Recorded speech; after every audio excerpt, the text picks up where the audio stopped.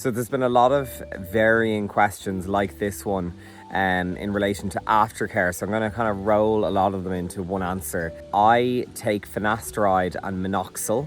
I'm going to put it on the screen in case I'm butchering the names, but I've been taking finasteride anyway since my first transplant a couple of years ago. And you take a quarter of that every day, and then the minoxidil, you take one pill of that, and that basically helps secure the hair you have already from further falling out. You can't ever completely stop male pattern baldness, but you can slow it down, and that's kind of what that does. I also use Regain. I use a pump of that in the evening, massage it into where I got my transplant, and that all hand in hand helps strengthen the hair on your head. You can also get different shampoos. I use them when I think of them, but that's not like a daily thing for me. The medication and the Regain I pretty much use every day. So the procedure itself was maybe 4, 5, 6, 7, 8, right? In and around that hours.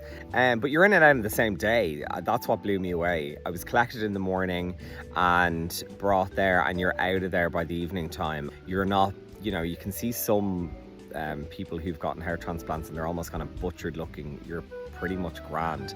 You do have to shave your head for the one I went for. But your life is like really uninterrupted. I liked my shaved head look. Some people find that a bit scary to do, but I was into my shaved head look. But yeah, your life is like minimally interrupted. You're almost waiting a full 12 months to see it properly settle in. When it's growing back, it can be almost like wispy baby hairy, but after 6 months onwards, it's like you really start to see it. So can you hide it? The first 48 hours are quite crucial.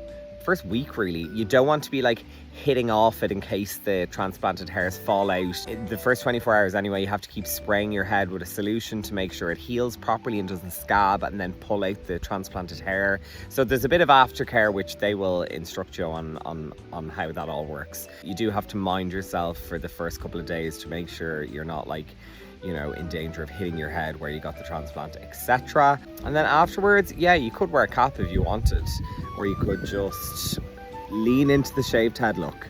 So this is like how long is a piece of string kind of thing. It depends on each person, but the average cost can be around 15k. What I always say to people who are flirting with the idea of getting a hair transplant is go for a consultation. In HRBR, the consultations are $350, and from there you will be kind of armed with a roadmap. Okay, which way do I go?